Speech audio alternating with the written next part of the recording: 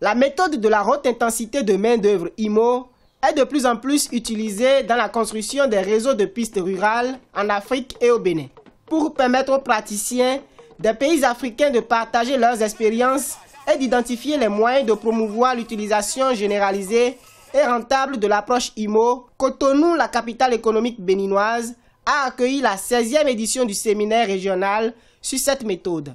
La pratique de l'approche IMO se faisait remarquer au Bénin depuis 1990 à travers les travaux de réaménagement de pistes rurales.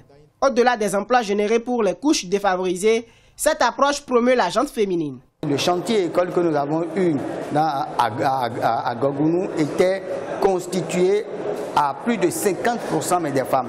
Au-delà du fait que ce sont elles qui vendent et qui donnent, qui vendent à manger aux ouvriers, il y en a qui étaient chefs d'équipe, qui étaient formatrices et qui mettaient effectivement la main à la terre. Le Bénin compte 6076 km de routes qui permet de relier les grandes villes.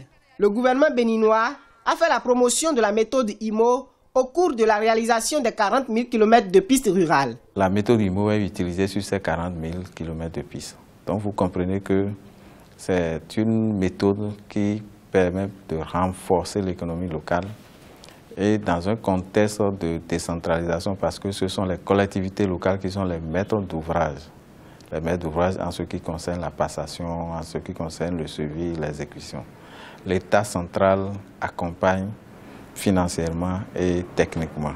Près de 400 participants ont honoré de leur présence cette 16e édition de Cotonou. Le Bénin assure les rênes de la haute intensité de main-d'œuvre IMO pour le compte de cette édition pendant 2 ans. L'appropriation de la méthode IMO lors des constructions des infrastructures de transport rural s'observe dans 76 des 77 communes du Bénin.